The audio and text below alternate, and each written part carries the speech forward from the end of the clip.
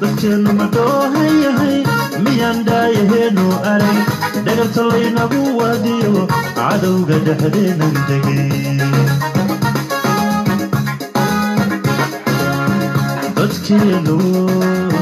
dadkeenu ma doohan yahay miyaan daayaheennu arag dhagartalaynagu waadiyo cadowga dhexdeenan degay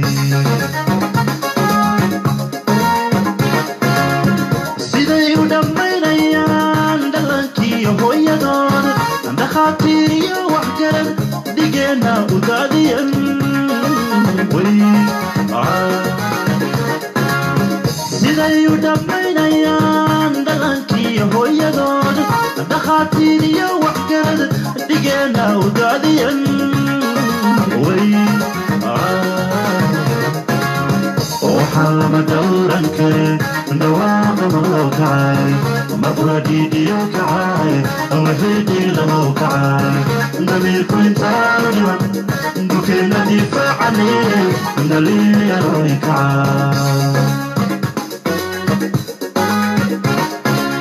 وحرم دورا كريم دواق موقعي مبردي ديوك عاي وحيدي لموك عاي ضمير كنت عارضا بكينا دفاع عليه دليل يرويك عاي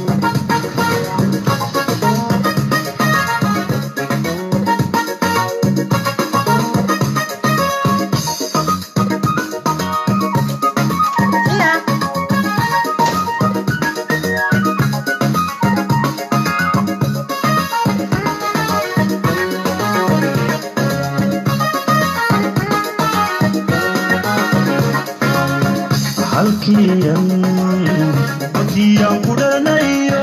dalkii hooye wana dararna haquuqo ahadeena kudhaxelmiya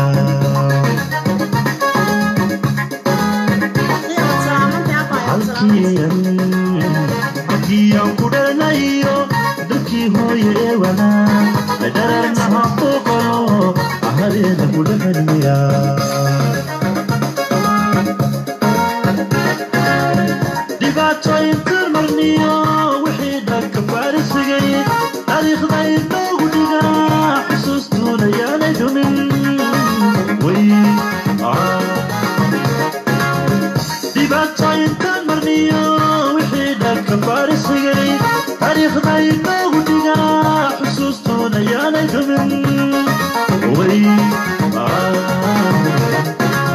وحلم دورا كريم دواق موقعي مبردي ديوك عاي وحيدي لموك عاي نبيل كنت عارضا بكينا دفاع عليه دليل يرويك عاي وحرم دورا كريم دواق موقعي مبردي ديوك عاي وحيدي لموك عاي نبيل كنت عارضا بكينا دفاع عليه دليل يرويك عاي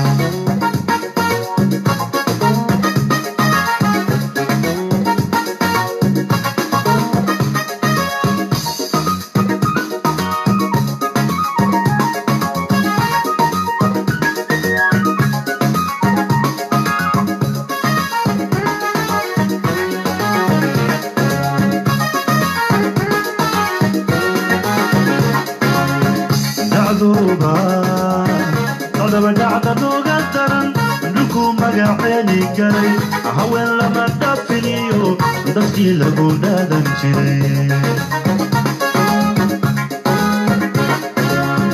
دعذوبا بدعت دوغترن دكو مغاحيني كري هوين لما دفنيو دفتي لغو دادن جري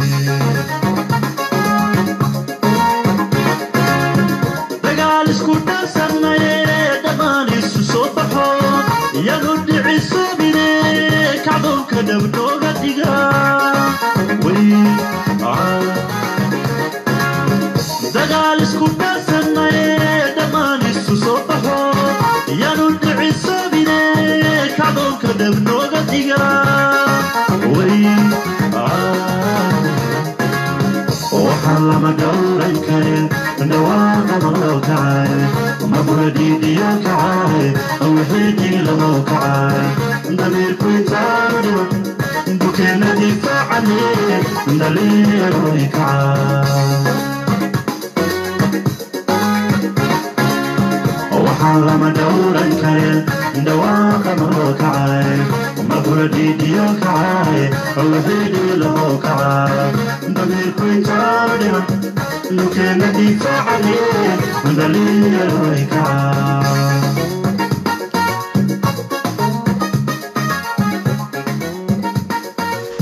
السلام عليكم ورحمة الله وبركاته. ملك استاد شوكتان سومالي وين السلام يا سيتي ما عندي سودا وهذا شرقرية.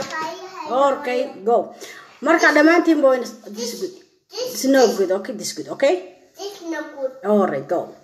مركا وين السلام يا دمانتين بسوري عيال كيف سوت شيء ده. Okay. أنا بني السلام بينا تدري وادم بينا. حق مفعل تاجته يا كان مفعل تاجته مركا وين السلام يا ولا ليال سودا وهذا دمانتين بقى وين السلام يا السلام عليكم ورحمة الله وبركاته. السلام قال يعني صدر يا أنت إسلام زي أنت هستو بحسي وحنا لا هذا صلانتي اللي قاضي سو وهذا دمانتين بمركز تاجكتان رير يوتيوب يا رير فيسبوك يا رير مقارنة سناب شات دمانتين بأنت إلى صعدة هل كم يقولوا شرته إن شاء الله دمانتين بوين السلام يا عادي هذا بنيصل هو ستوب بوي أوكي اوكي بكن يا تشوباي عنو إتش يس اوكي إتش نكود وحير السوق وحير واو كل يدي اسكت فتحيه وين هبر اورجو هذه حاجه فرسون اوكي انت خول بس سيسمانت ما هانت اركس بيعلن Soomaalida tiraha markay aragtana qalsano inuu ku marsanay chaka soo sayidana xitaa arciyal ku imtixaan marka walaalayaal aad baan inii salaamaya meel kasta joogtaan oo inanteeda ku mashquulina qof kasta oo ay weerar ma way dhaleen leefkan ku jiro waxay kala qiimo badnaanteeda inaan la hadlo saa ogaada marka waad mahadsantihiin waan dawnahay dhamaantiin ba sax weeyaan waa dawdiin soo wada dhawaada waxaan soo qoraysaad ogtiin marka leefan ka soo baxay maadaama dadku xataa iga soo qaban waayay waxaan isku dayayaa halkan dadka inaan ka soo qabto xidibta reer galbeed Soomaali gedo waan ku salaamayaa baa soo dhaw dadkii soo qaban waaya kamid ahayd hadda inii soo qabanay doona insha Allah waxa weeye waxaan ka hadalnaa amba dhibaatooyinka wadankeena marka taagan amba dawladnimo amba cashadad isku duuban waxaan soo qoray Soomaali hadaynu nahay maxay dawladda Soomaaliya u degilaadahay amba ma garanaysaa sorry maxaa qarax maan kasta muqdisho uga socdaa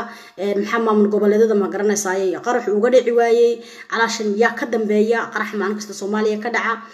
sad ogtihiin muqdisho xalay waxa ka dhacay wax aan loo adkeysan kareenin maalin kasta xasuuq baa ka socda dhibaato ka socda raxma waad iska qoslaysaa baa waxaad ka qoslaysaa ma garanayo insha Allah marka waan ku cafiyo marka la blog waan ku saaraya bishkeegi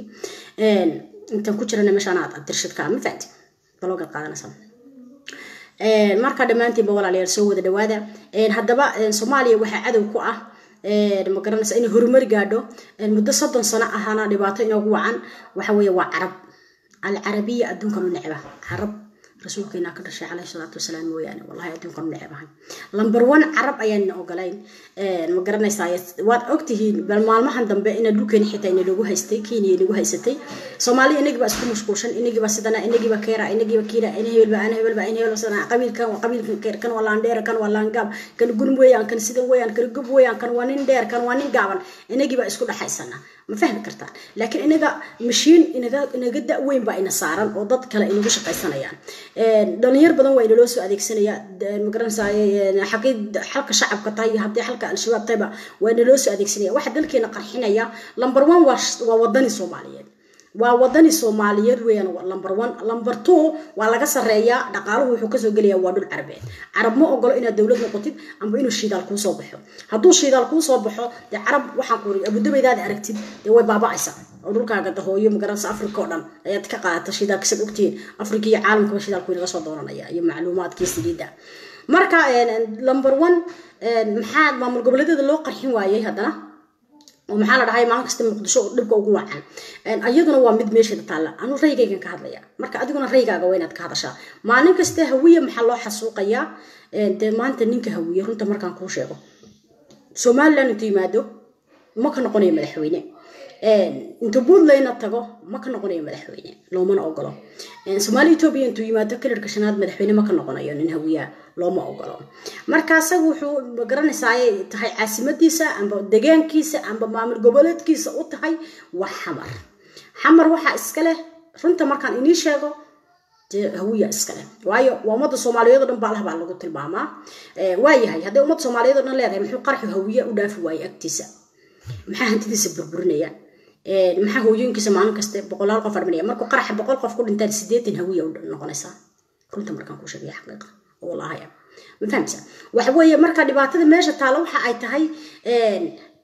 maamul goboleedyada maxaa iyaga loo qarxin waayay maxaa Soomaaliland loo tagi waayay oo maanta ma garanaysa Soomaaliland aan bacado ku ah amba iyadu diiday ka go'ayso amba xasuuq qoro lagu sameeyay maxay loo tagi waayay loo qarxin waayay meesha wax baa ku jira Puntland maxaa loo qarxin waayay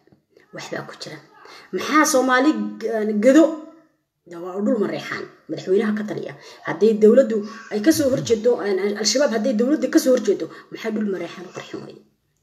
fikir meesha wax baa ku jira al-shabaab talaftigeeda qabiiladiisata ah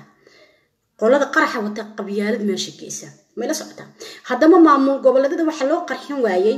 number 1 waxay ka yihiin shacabkooda ayaa adkaysan leh shacabkooda isku duuban shacabka maanta tan soo qaadana tusaalahan reer Puntland waa shacab isku duuban mar aan saa u sii fogeyn ma 18 ka dhexdiisa ahayd ayaa waxa jirtay ina ma garanaysaayay qarax la geeyo Puntland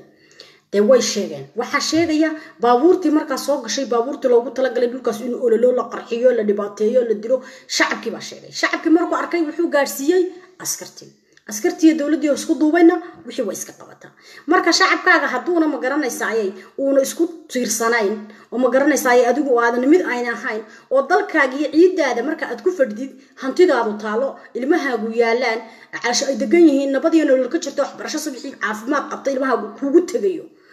ma garanaysa ninkaaga madaxda ahna sharaf iyo cis iyo karaamo kugu dhaxmarayo hooyada Soomaaliyeed gabadha Soomaaliyeed ku dhaxnooshahay hadaan adigu ciidaada ilaashanin cid ku ilaalinaysa ma jirto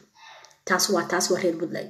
reer Somaliland hadaan soo aado maxaa Somaliland loo qarxin laayahay maxay al-shabaab u gali laaday reer Somaliland runta markaan taabto rag baa ku jira reer burca ah oo hebel iyo hebel u naqaano hadaan reer Somaliland hay oo al-shabaab kamid ah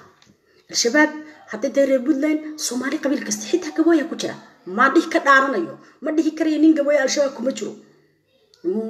maanta iyo mal aakhiro uma soo garanaysaa ma soo qalidayo way wada badan meel kasta way degaan marka reer Somaliland maxaa iyaguna loo qarxin waayay nabad bay haystaan doorashadooda nabad bay ku dhacdaa inta Soomaaliyeed Afrika dhan marka la isku geeyo madaxweynayaasha waxa doorta waa xildhibaano sad ogtihiin laakiin Somaliland waa meesha aad codka adigoo shakhsi ah aad codeynaysid inta Soomaaliyeed baad isku soo baxaysa labada bilood oo ma garanaysaayay meeshaas doorashadu ka dhacayso waa meesha kaliya hadii la xasuuqo dadku ku baaba'ayaan aba ay ku maran lahaayeen waayo saqiir iyo kabiir 15 jir wixii ka weyn waa la baxaya banaanka loo soo baxaya qof walba codkiisu dhiibanaya kaad yar baa la qaadanaya kii loo galaya maxaa hadaba loo qarxin waayay shacabkiisa isku duuban inkastoo baryahan dambe iyaguna ay soo saareen inay reer qabiil iyo reer hebel iyo reer qansax iyo reer qurac iyo reer jilab isku kala saarayaan anigu waan ku dulmanahay Soomaali dhexdeeda dhan waan ogahay I know laakiin waan runtan soo sheegaya wixii anigu run aan arkan kama gabado marka sida daraadeed maxaa iyaga loo qarxin waayay maxaa xiradooda loogu soo gali waayay maxaa waxa tirahan waa isaaqlaan waa qabiil kaliya maxaa loo qarxin waayay uu isku duuban yahay askariga ma ogolo inuu magaranaysa shacabkiisa wax gaaraan shacabkuna ma ogolo inuu dalkiisu ka xumaado runta markaan inii sheego wallahi xaqiiqo ay tahay ma fahmaysan waad mahadsantiin dhamaantiinba waxa way calaykum asalaam soo wada dhawaadahaniye marka waxa weeye calaashan dad isku duuban dalka waxa ilaalin karaya waa marka u horeysa waa shacabkaaga isku duuban wixii musuqmaasuq u arka soo qabanaya wixii dhibaato arka soo u sheegay askartiisa la shaqeynaya askartina ay daacad dalka u tahay mushahar fiican qaadanayso okay Soomaaliya Ethiopia sidoo kale mar way soo martay dhibaato ma garanaysaa ba'an marka Somaliland sidaas ayay ma garanaysaa ayay nabad ku heshay nolol ku heshay ilmahooda subax wax barasho uu ma garanaysaa ugu faafaasoo nabad qaba hooyadu nabad ku seexanaysa ilmuhu nabad ku jooga ma garanaysaa de waxa maqan way go'day waa calashan way go'do waa la aqoonsaday u baa maqan Soomaaliya ku xidhan tahay taas ma fahanteen marka waxa weeye nabadaas waxa ka dambeeya waa shacabka shacabka ayaa isku duuban shacabku musuqmaasuq mu qaadan lacag mu qaadan dalkiisa ma qarxinayo hooyooyinkii ma qarxinayo dhibaato kale ma geynayo laakiin wuxuu ku dadaalayaa horumar si u gaari lahaa haddii hore loo xasuuqay maanta inuu xasuuq kale ku dhicin soo horumar u gaari lahaa runtii xaqiiqdu waa taas markaan runta inii sheego anigu runta ka hadlaa anigu Somaliland dadkaygu way ku dulman yihiin oo waa run waan deganahay waan ku dhashay waan ku dhalay laakiin xaqiiqdii runta ku sheegaya wanaagooda waan soo gudbinaya waxay wanaag ku leeyihiin والرun baa fiican ma dareegan madaxweynahoodu sharaf maxaan ku nimanka fanaaniinta ashraf nimanka cid kasta caashan markay wadada marayaan cid inanta gabooyaha inanta isaaqa inanta daaroodka inanta hawiyaha inanta jireelweynaha inanta oromada Somaliland nabad bay ku joogtaa kuna seexata xaq baataan markaan runta taabto waayahay kasii gudub Soomaaliya Itoobiya galayna Soomaaliya Itoobiya maxaa iyaguna qarax uga dhici waayay xilligii la dooranayay 2008 baa waan joogay sanfilayo xilligii la dooranayay baa ahayd Cabdi Maxamed Cumar ayuu qarax ka dhaca sanfilayo haddana qaldanay 2008 ama 2007 meelaha saad 2006 sorry 2006 ahayd baan jeclaa artisa baan joogay marka qarax marka uu ka dhacay waxay ahayd xoogaa dhibaato badan wadalku soo maraysaad ogtihiin la ogaadeen iyo xasuuq badan dhexdooda way isku sameeyeen ayaga isla iyagoo marka waxaan hadda wixii oo dhan way ka soo gudbeen dawlad fiican bay dhisteen inkastoo ninka hore wadanka madaxda uu ahaa in nin Oromo u xiran yahay hadda aad ogtihiin iyaguna ay ka gaabsadeen dadka madaxda marka ay meesha ka noqday waa siyaasadii ku dhaxaysa marka wax way dalkooda nabad buu ku joogaa waxbarasho nabad bay ku haystaan way ka faa'iideen Itoobiya waxbarasho ku haystaan horumar bay ku haystaan horumar bay gaareen dalkooda iyo dadkooda waxay jecel yihiin horumar gaaraan waliba waxay jecel yihiin Soomaaliya u soo go'aan oo dhulkooda Soomaaliyeed oo xilligii 77kii aad ogtihiin la xirreeyay in Soomaali ku soo biiraan waxay qarax iyo dhibaatada iyo dilka iyo kufsiga uga badbaadiyaan shacabkooda mid ah shacabkaaga haduu mid yahay oo hal meel ka soo jeedo oo ma garanaysa hal fikrada wada lahaataan oo inigu shacabka dhexdiisa qabyaalad isku kala sarsaarin wuxuu noqonayaa gud dalkaaga saasi marka Soomaaliya Itoobiya ku badbaad Ahmed Yare walaalo wad iska qoslaysa iska insha Allah inta xumaanta wada waxa dad walaalo soo qor xarbaatahay anigu raygeedan ka hadlaya maskaxda aniga isaaran markaan soo dhuujiyo waan ku soo gudbinaya waan ku soo qabanaya marka adigana waad ka hadli kartaa waayahay Soomaali waxa jirta gado degada sadogtiin waa madaxweynaha reerkiisa waa halbowlaha Soomaaliya ayaa fadhiya waa halbowlaha Soomaaliya gada marka la aado maxaa loo qarxin laayay gada way ayaamahan dambe maxuu dhig ugu dhici waayay shacabkiisa isku duuban saan sheegay dowladda hore u soo sheegayba almarixaaniya iyo inta la degan ba isku duuban oo yur iska haysan raxan weyn sidoo kale beelaha jireelweyna sidoo kale calaashan beel kasto Soomaaliyeed meel degta sidoo kale meel socota maalin kasta dil iyo dhibaato iyo kufsi iyo hablaha Soomaaliyeed oo maalin kasta la dilo waliba imika lagu soo diray in la gubana waxa ka socota waa maamulka dawladda labada maamul galmudug iyo magaranaysa Puntland waliba Puntland oo dhan ma aha galmudug oo dhan ma aha waa kalkacyo dad baa isku dara magacayga isku khalda kalkacyo ana kalkacyo qaar bay u dhahan kalkacyo afka baalta ku jeed marka kalkacyo laba maamul baa ka jira waxa weeye waa isku faanayaan marka ka galmudug markuu wax kufsado ka Puntland oo wax kufsada kaas waxa la moorna ka sida yeela marka iyaguna waxaan dhihi doonaa qaraxa iniga inuu fiican yahay inkasta dad wanaagsan degan yihiin laakiin dadka wax kufsanaya markaas amba nimanka ina caarka laga soo xiray magaalada la soo dhaxmariyo iyaguna intaas kaga gudbi doonaa xamar baan u soo degay marka maxaa maalin kasta xamar dhibaatada iyo qaraxa iyo dilka iyo ma garanaysa ay dhaca ugu wacan number 1 hawiye lababa waan u arkaa anigu beesha hawiye lababa mid waan u arkaa hawiyaan isku duubnay Soomaaliya markay noqoto Soomaali koonfur waxa lagu yaqaanaa inuu hawiye leeyahay runta markaan isku sheegno waxa tirahan aan anagoo dhan dhahnaa Soomaaliya waa caasimadii ummadda Soomaaliyeed oo dhan baa ku nool xamar lama kala laho qabyaalad ma jirto laakiin waxaan ku sheegayaa xamar waa la leeyahay xamar deegaan waxa u lees dhulka aan soo sheegay waa dhul isaaq iyo dhul daarood laakiin dhulkii hawiye mee waa xamar runta markaan ku sheego xamar hawiye u badan waayo meesha hantidaadu taalo reer baadiyaha xamar ka fog aan sida ma garanaysa tuulooyinkay degaan haday albaraf miirtu balaayoyinka waxa soo dhan soo hawiye baa man daarooda degan waa noo man nisaaqa degan waa noo marka waxa weeye dadkaas calaashan hadad aragtid magaalo baadiyaheeda reerka degan baa magaaladan iska leh marka xamar hawiye ayaa u badan runta markaan ku sheego hantida taalana waa hantidii hawiye daaraha iyo fuqada ka dhisan waa hantidii hawiye runta markaan kuu sheego waxa la dilayo la dhibaataynayo la qarxinayo la baabinayo waa hanti hawiye maanta nin hawiye intuu tago runta markaan inii sheego saan horeba inigu soo sheegay de Somaliland madaxweyne kama noqonayo intuu nin hawiye tago Puntland madaxweyne ma ka noqonayo loomana ogolo Soomaali Ethiopia intuu yimaado madaxweyne ma ka noqonayo loomana ogolo laakiin xamar wuu ka noqonayaa maxaa ugu noqonayaa sabab waciidisi waa meeshiisi isagu waa maamul goboleedkiisi xamar maadaama Soomaaliya kala qaybsatay maamul goboleed loo kala qaybsaday midnimo Soomaaliyeed laga tagay xamar maamul goboleed ha looga dhigo hawiye loo saxeexo galmudug unbaa habar gidir xoog iyo ma garanaysa dibjo qac ku qabsatay unbaa hawiye maamul goboleed ku soo dhow marka maadaama hawiye maalin kasta xaqiisi la cunayo la dilayo la kufsanayo la qarxinayo wuu dulman yahay maadaama dulmiga ka hadlo dulmiga waa taas dulmiga maanta hawiye isaguna wuu hurda dheer buu ku jira dulmina wuu ku socdaa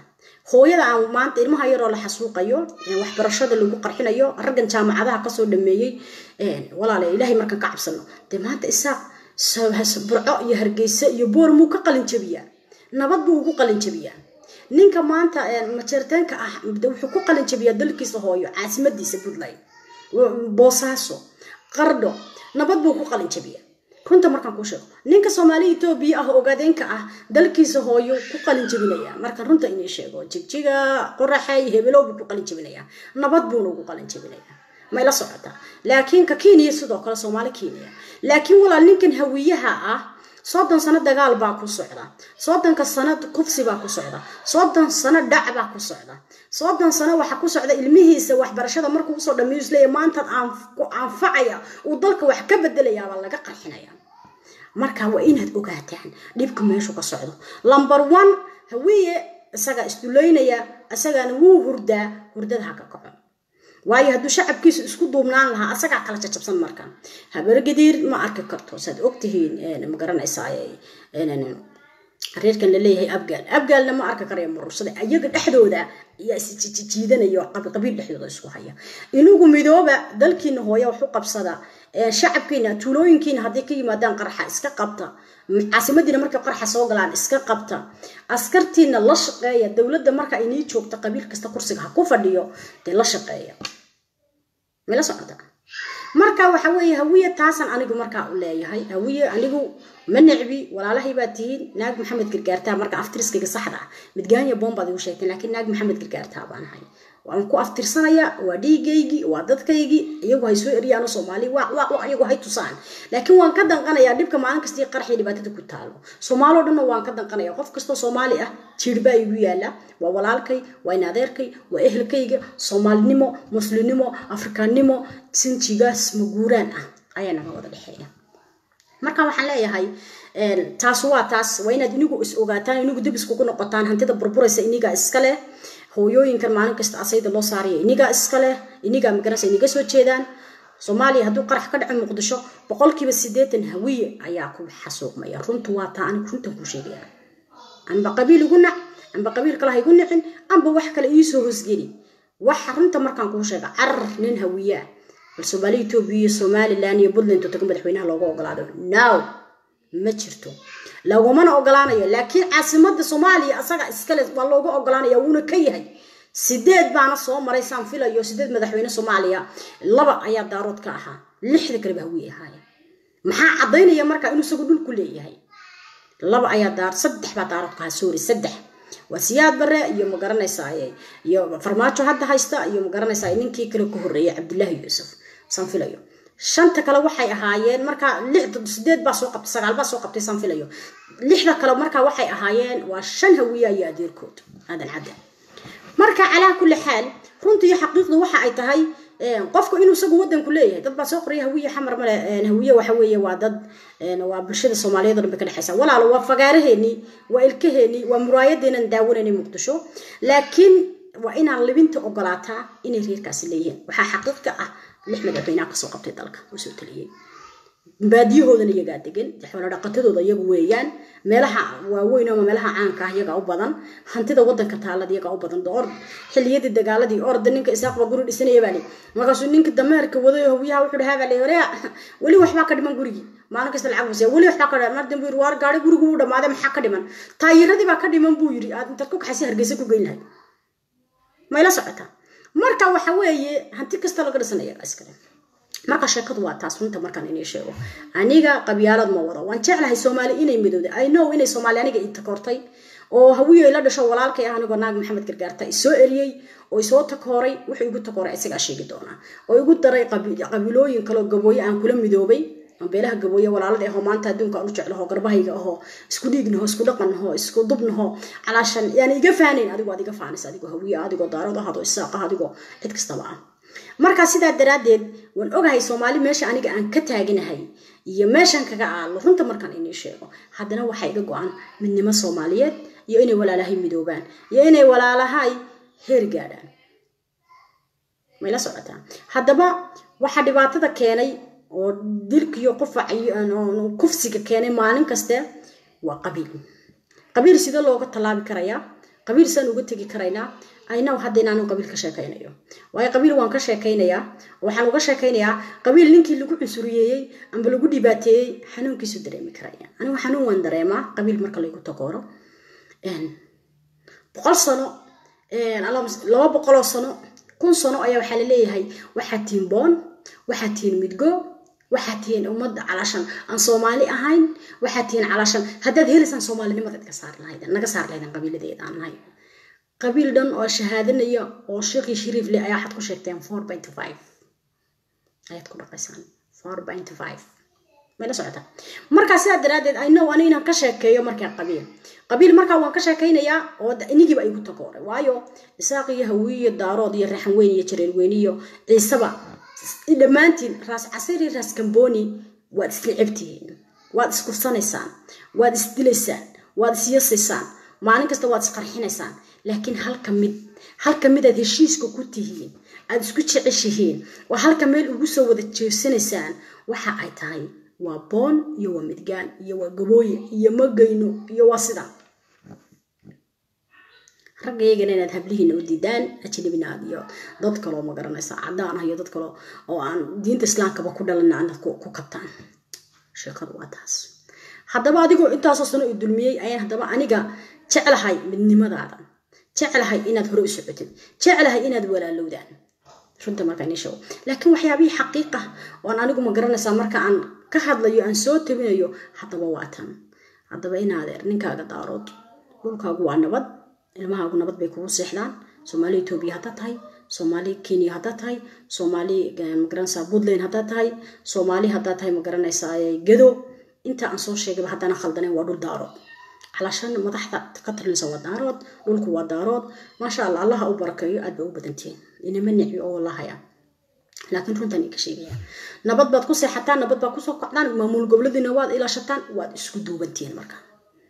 واد أم بمام قبل نقطع أم بدولن لكن واد اسكدوا بنتين هراء يصعد بين الله هاي دلكينا إلى 10 إن الله هاي أنت سوماليا بدنا قنصو بل إني ولا دلكينا إلى 10 ودورتان لا سومالي لا بنسو جسنيا واد ساق ayaad madaxno ah maadaama isaaq madax ka yahay runtan sidoo sheegay taabanaya dalkaagu waa nabad isaaqani kuma nixbi waan inta aan Soomaali tirinayo yahawiya la leeyahay wala dhalatay adaa iiga dhow waayo adiga biyaan soo wada cabnay waxaan soo wada cunay saaxiibaan soo wada noqonay isku meel baan ku soo kornay hooyaday markii dhalisaad ogeyd hooyaday arooskeedii baa joogteen calaashan sinjigayga iyo meeshu galiya abkayga iyo awowgay iyo ehelkayga iyo wadi aftirnaysaan maadaama wadanka aan inala leeyahay in la deganahay marka saa daraadeed horumarkiina inaan sheego ma garanaysaa muhiimadu aad u fiican tahay waxaad ku tihiin dhulkiina waad ilaashataan hablihiina waad ilaashataan inanta gabooyaha ah iyo inanta isaaqa ah inanta hawiyaha ah inanta ormada ah sharaf ay Soomaaliland wax ugu barataan sharaf ay Soomaaliland ugu joogtaa sharaf ay Soomaaliland ugu talaabsataan ma dawladda xalkeeda mise shacabka dawladda xalkeeda waan dhaliilayaa oo markasta waan dhaliilayaayo xaqa ummadayda gabooyaha ku maqan laakiin shacab shacabkeeda wax way dadaalaan waxna way bartaan haddaad aragtid dowlad dhisan amba aragtid maamul dhisan amba aad aragtid dad horumar gaadhay lambar 1 shacabka ka reer Somaliland ma ogolo inuu dalkooda ka xumaado ee card bay leeyihiin qofka 15 haduu gaaro loo sameeyo ila maanta boqol jirka ka yahay oo card ah oo lambarkaaga iyo waxa kugu qoran iyo loo soo dabagalayo markaad intoo ka timaadid Puntland cardka ku soo galaysa qofkan haysan waa la soo deynaya waa la hubsanaya waa la baadhaya baabuurka marka amba Soomaalida kala la socoto amba Oromo la socoto waa la hakiya waa la baadha maxay u baadhayaan Soomaalina ayb maaha laakiin dalkooda jecel yihiin inay nabadooda ilaashadaan iyo xaqiiqdooda runta markan inay sheego sidoo kale Ethiopia markay ka tagaan dadku oo halkan Ethiopia ka tagaan xitaa anigu reer Somaliland dhowr jeer Ethiopia waan imid Djibouti waan tagay calaashan marka dalka ka soo baxdid aad ku laabanaysid sharciga kan baa lagu leeyahay dalka aad ku soo galisay hadda Somaliland dartay waa dhiibanaysaa hadda haysatid waxa lagu silaayay wadanka qabsaday waa muddo 12 sano ayuu sheekadan soo baxay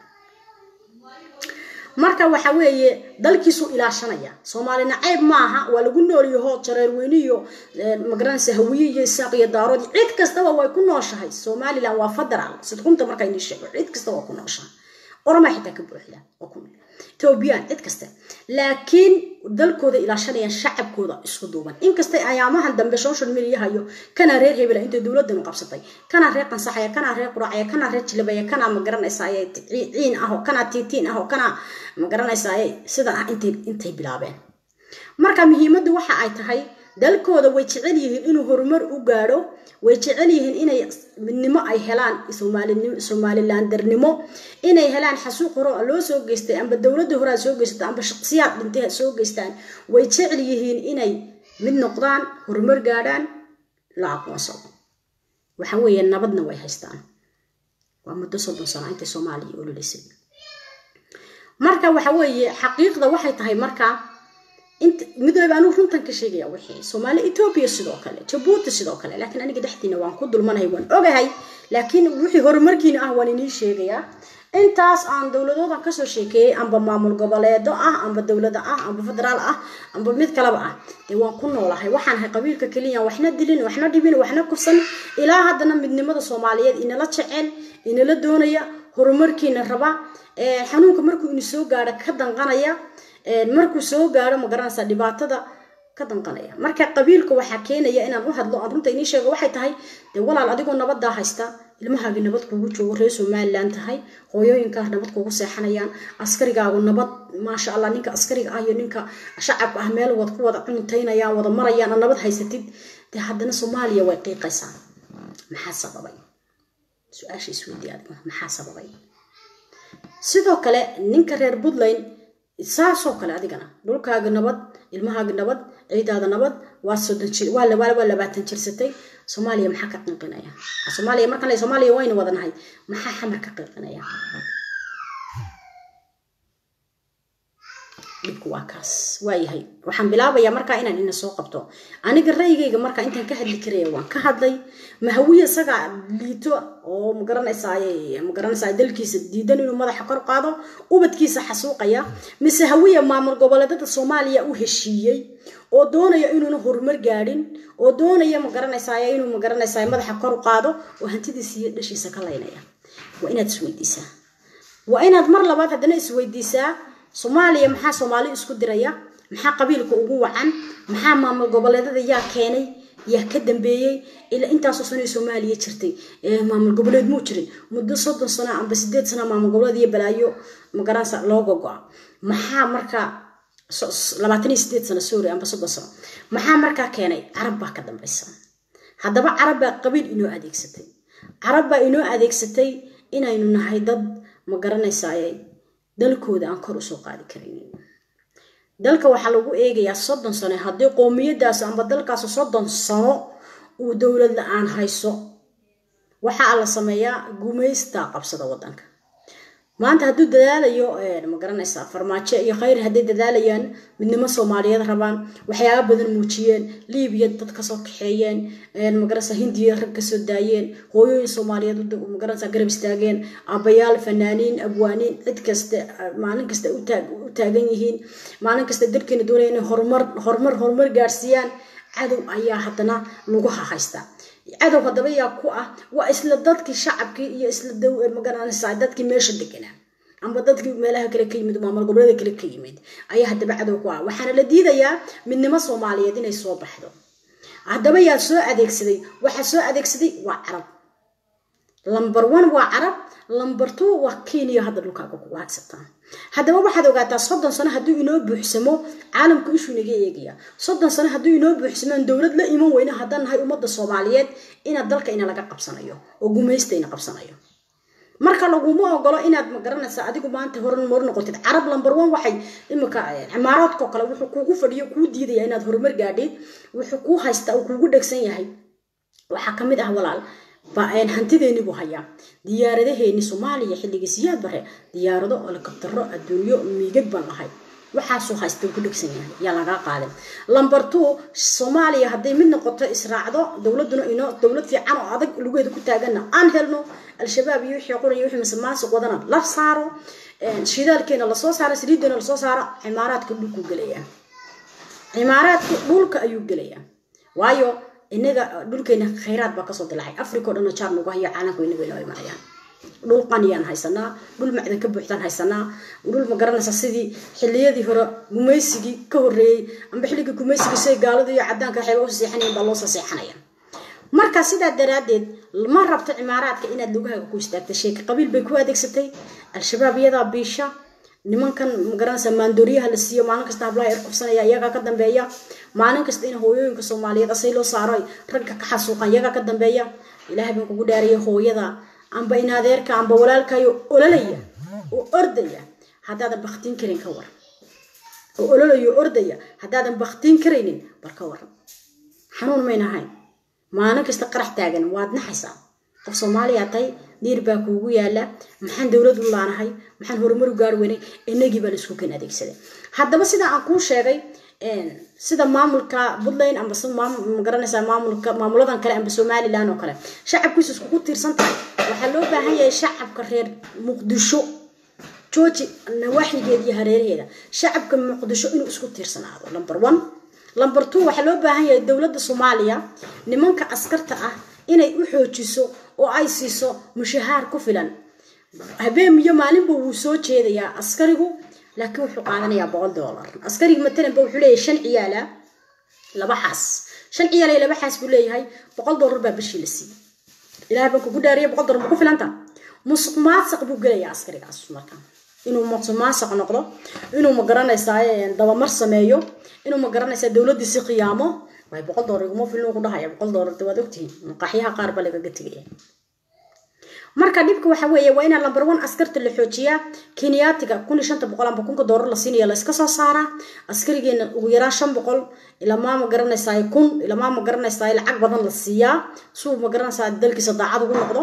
shacabka waa in la wacdi geliya dalkeena handisana la dhaho qurba jooga la dhaho soo laabta dalkeena dhista dalkeena maal gelista ka shaqaysta shirkadaheena in loo soo saaro waxyaabo sokortan sameyn jirnay bariiska inoo soo bixi jiray maryaha la sameyn jiray wixii dawladahan carabta kuma ogolo inaad horumar gaadhid Soomaaliya hadaa tahay xigta waan ku soo qabanaya qabsada abaayo qabso inaad horumar gaadhid lama rabo marka sheekadu waa taas jacaawa telefoonka iga diideen aan dad soo qabtay ga raali noqdo marka imaadeen rayaal sheekadu waa taas waxa lagu soo adeegsanayaa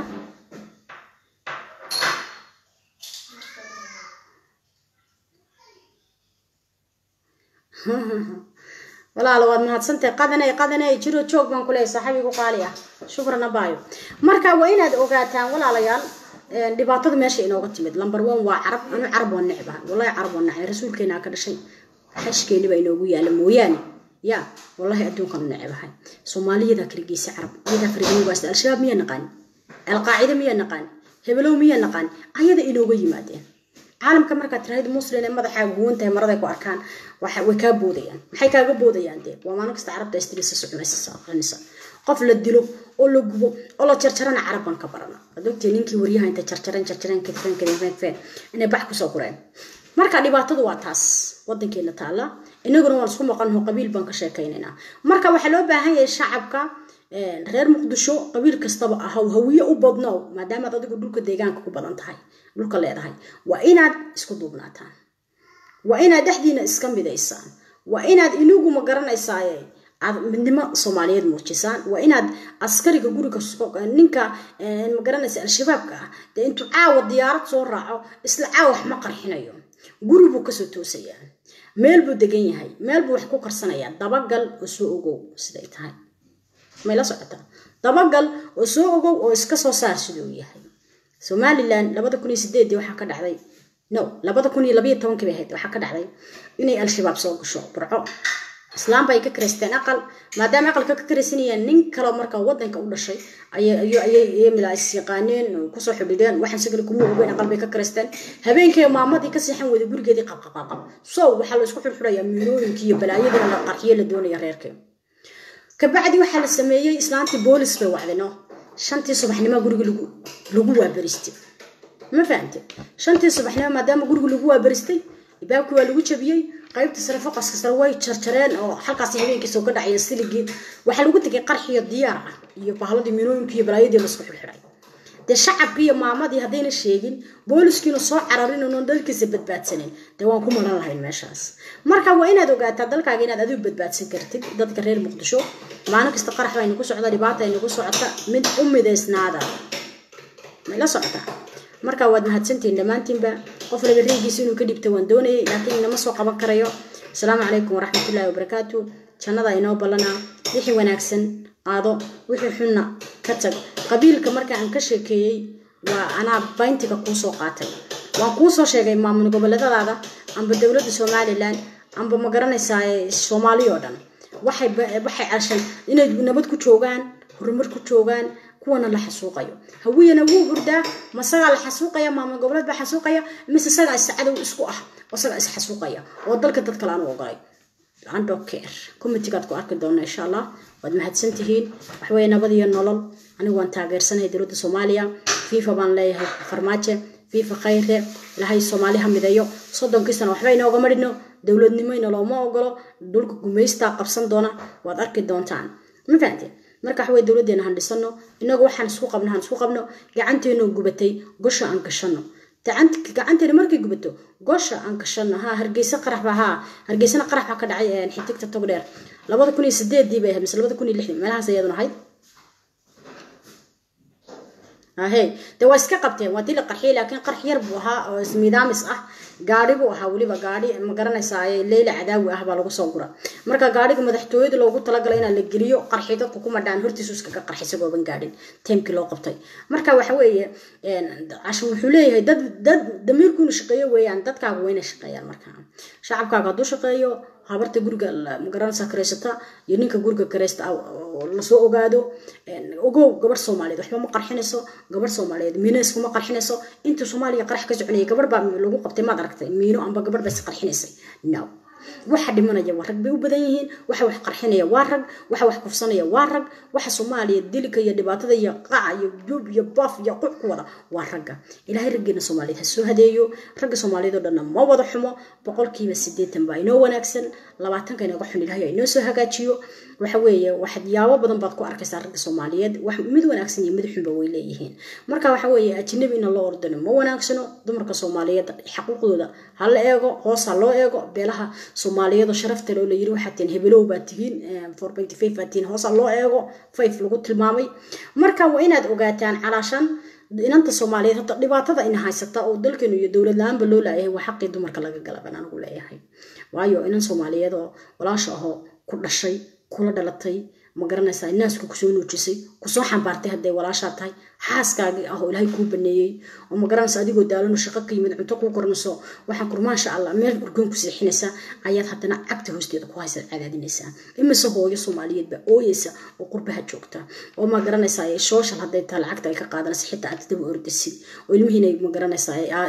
iyadoo adoo qaba adda iska saarsan u shaqaystaan lacag u helo aabalaan ilmihii qor ma fahmaysa marka hooyooyinka Soomaaliyeed ba in cawriyo runta markaan inii sheego waxa weeye hooyo Soomaaliyeed hablaha Soomaaliyeed way dulman yihiin hablihiina dib u eega ma garanaysaa dawladaha Soomaaliya amba maamul goboleedada amba meel kasta noqoto xubnaha wax ka siiya calaashan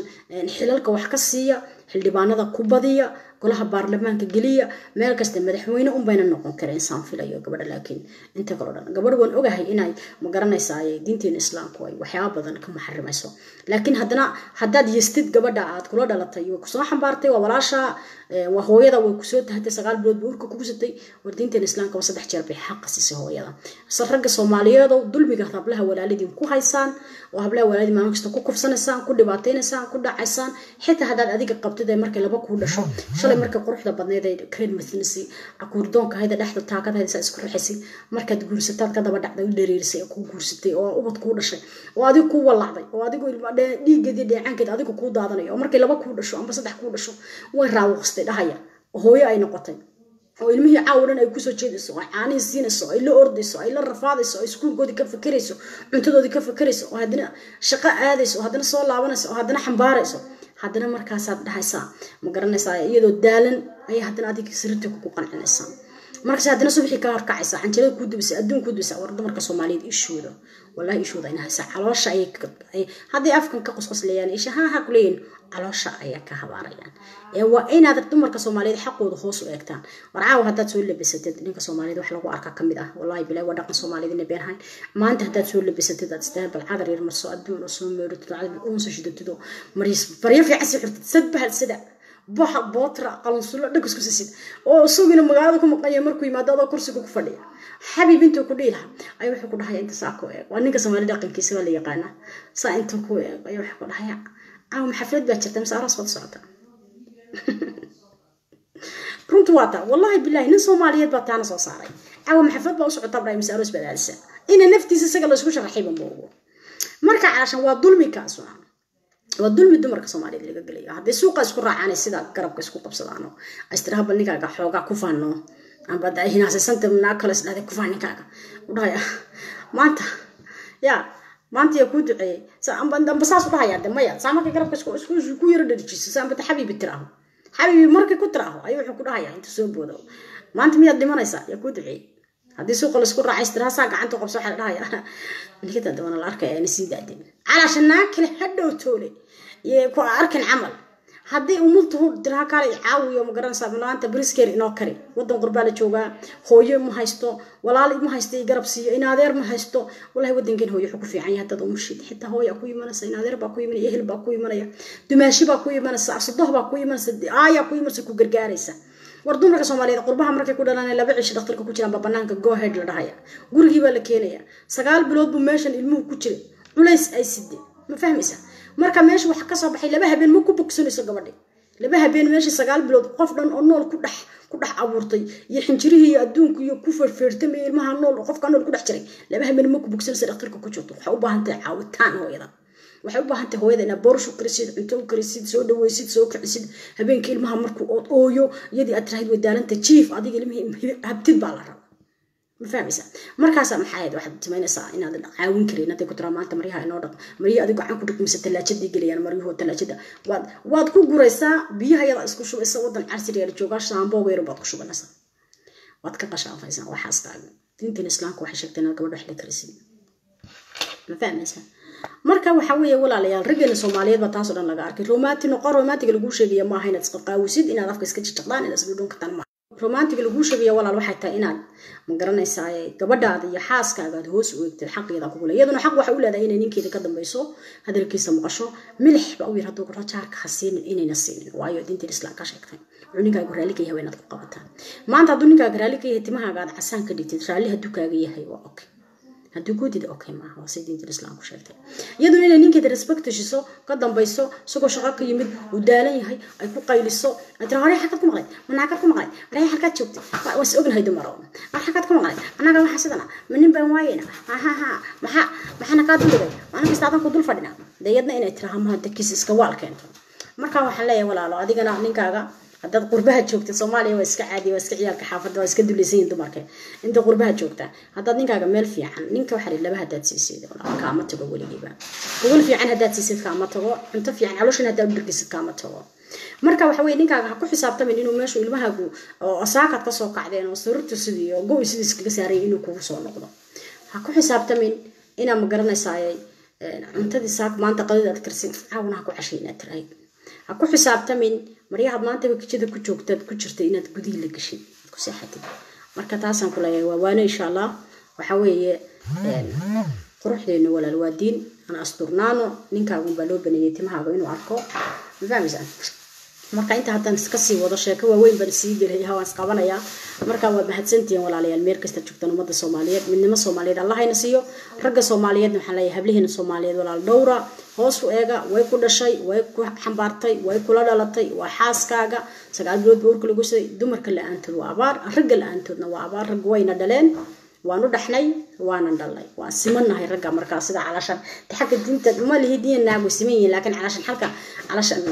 way ku dhaleen adna waa dhashay waa dad u dhaxday waa ku guursadeen adiga xaaskoodi baa tahay ilmahaagii bay ka dhaleen marka waxa weeye wixii Ilaahay baa magaransaas kugu tala galay way isku baahan yihiin waxa weeye guriga hooyada marka joogtay garoorad baatay wax lagu shubtay adigana sagana guriga hooyada markuu joogay adeer wax u heli lahaa marka waxaan Ilaahay baa isku tala galay laakiin inaan respect isiino weeyaan insha Allah marka aad baan islaamaya dhamaantiinba waad mahadsantiin insha Allah jannada inoo balanaa waad mahadsantiin walaalayaal dhamaantiinba jannada inoo balanaa السلام عليكم ورحمة الله وبركاته وحين وناكسن فافي شير قري هداد كيش برنامج شدان كهدلو تكسو بير بيش كي حمتك القاعل يوتيوب بان لايا هاي الله دحان اليوتيوب ماله هي لما انت يوتيوب بان لايا وعسوبيا وحال يقول هداد هشيد انتها صفولاد انتها صمحال دادك ماشي عسانك بالقلسيو وحال العبو كون نغنيا وار إلهي نسي قد من لها وارنا على شيطان كيالا نشير قرية يوتيوب كي حمدك القاعة الحمد هلكن باكو قرن إن شاء الله وإن السلام يا دمانتين با انت حمانتا وطي إلهي أنا قبطو انت وناك وطنا إلهي مقرن سأسو هذا يو قبل يوتيوب كو جرتو نقول برواقه وقرنتها او يوتيوب كحوغا marka youtube ka video weeyaan cid kasto qaadata waa open ay qoraal soo qorqorto waxaan leeyahay walaal cafis iyo masaamax hadad xun tahay gabar Soomaaliyeed baa tahay da wanaagsan tahay gabar Soomaaliyeed baa tahay kulay waad ila dhalatay waxaan dareemayo baad ila dareemaysaa marka cafis iyo masaamax baan ku leeyahay walaal dhowr jeer comment xun baad soo qortay anna kulay waxaan ku soo qoray marka aan is cafin insha Allah walaalka cafi meel kasta joogtaan anigu maanta na dulmideen beelaha gabooye عفز يا مزام حبادي قتهين صومالينا هم دودو فيفا صومالي واستعاذ بالمانتين والسلام عليكم ورحمة الله وبركاته